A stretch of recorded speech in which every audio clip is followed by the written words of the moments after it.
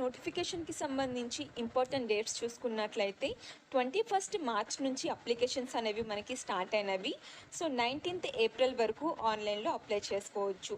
So ఈ notification ద్వారా release అయిన వేకెన్సీ డీటెయిల్స్ చూసుకున్నట్లయితే ఇక్కడ చూసుకోవచ్చు. Driver, staff car driver and అలాగే lab technician, laboratory technician, pharmacist, auxiliary nurse, draftsmen grade 3, store keeper, store supervisor, pharmacist, junior pharmacist, assistant sanitary inspector అని చెప్పి so ఈ విధంగా డిఫరెంట్ టైప్స్ ఆఫ్ జాబ్స్ అయితే ఉన్నవి.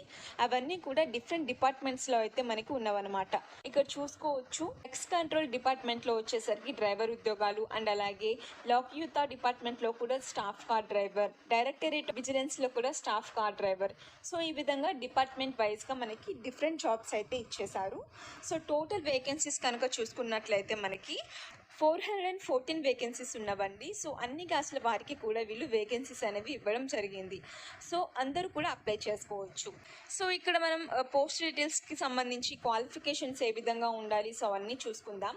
So first of all driver, staff driver ఉద్యోగాలకు వచ్చేసరికి matriculation, so మీరు 10th class లేదంటే ఈక్వివాలెంట్ కంప్లీట్ చేస్తున్నా కూడా అప్లై చేసుకోవచ్చు. దాంతోపాటు మనకి లైట్ మోటార్ వెహికల్కి సంబంధించి సో డ్రైవింగ్ లైసెన్స్ ఉండి 2 years ఆఫ్ ఎక్స్పీరియన్స్ అయితే ఉండాలన్నమాట. డ్రైవింగ్లో ఉంటే అప్లై చేసుకోండి. సో 19,000 నుంచి స్టార్టింగ్ పే శాలరీ ఉంటుంది. 63,000 వరకు అయితే పే చేస్తారు. 18 years నుంచి 27 years లోపు ఉండేవారు అందరూ అప్లై చేసుకోవచ్చు. సో ఇది మనకి గ్రూప్ సి జాబ్స్ అనమాట. అండ్ నెక్స్ట్ వచ్చేసరికి మనకి department of law, justice and legislative affairs. ఈ డిపార్ట్మెంట్లో స్టాఫ్ కార్ డ్రైవర్ ఉద్యోగాలకు కూడా సో 10th క్లాస్ పాస్ అయి ఉండి, డ్రైవింగ్ లైసెన్స్ ఉండి, మోటార్ మెకానిజం మీద నాలెడ్జ్ ఉండి, 3 years ఆఫ్ డ్రైవింగ్ ఎక్స్పీరియన్స్ ఉండాలన్నమాట. మోటార్ కార్ సో ఏదైనా డ్రైవ్ చేసే విధంగా.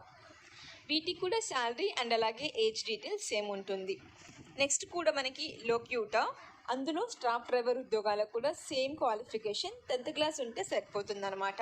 సో డిపార్ట్మెంట్ వైజ్గా పోస్టులు ఉన్నవి. సో మీరు ఏ డిపార్ట్మెంట్లో అప్లై చేసుకోవాలనుకుంటున్నారో క్లియర్గా చెక్ చేసుకొని సో దాని తర్వాత అప్లై చేసుకోండి. సో ఈ విధంగా డ్రైవర్ అండ్ అలాగే స్టాఫ్ కార్ డ్రైవర్ ఉద్యోగాలకి 10th క్లాసే ఉంటుంది క్వాలిఫికేషన్. సో ఇవైతే మనం 10th క్లాస్ బేసిస్ మీద అప్లై చేసుకునే jobs.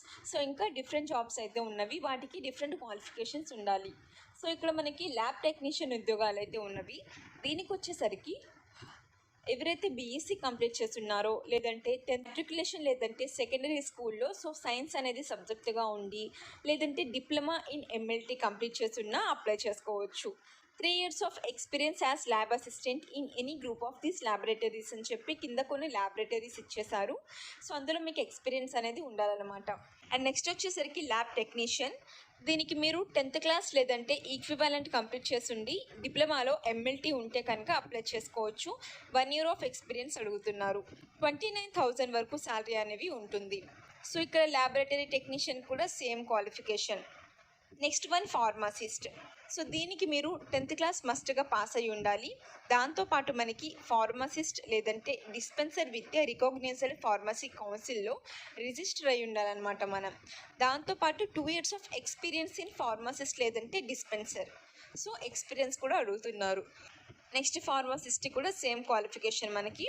And auxiliary nurse, midwife, దీనికి కూడా మీరు 10th క్లాస్ పాస్ అయి ఉండాలి. అండ్ దాంతోపాటు qualified midwife registered with nursing council of India as auxiliary nurse midwife. So ఈ విధంగా క్వాలిఫికేషన్స్ ఇచ్చేసారండి. మీకు ఉన్నట్లయితే సో డెఫినెట్గా అప్లై చేసుకోండి. మోస్ట్ జాబ్స్కి 10th క్లాసే ఉంది. సో 10th క్లాస్ లేదంటే ఈక్వివాలెంట్ ఉన్నవి. సో కాబట్టి మీరు డెఫినెట్గా అన్ని పోస్టులకు కూడా అప్లై చేసుకోవచ్చు.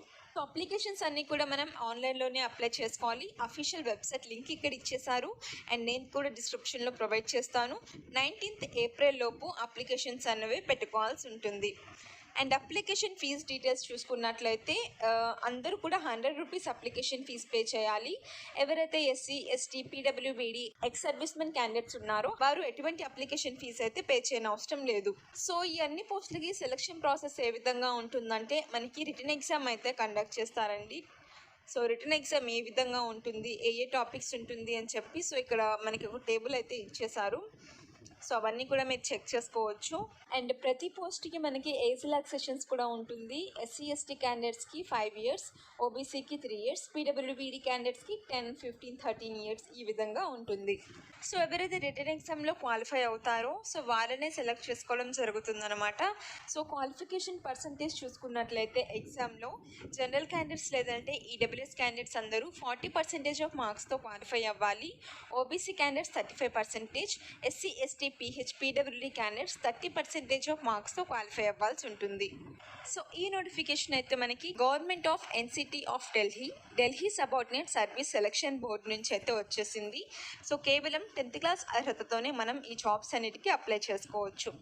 So notification link, application link అయితే డిస్క్రిప్షన్లో ప్రొవైడ్ చేస్తాను. ఇంట్రెస్ట్ ఉన్న వాళ్ళు డెఫినెట్గా అప్లై చేసుకోండి ఫ్రెండ్స్.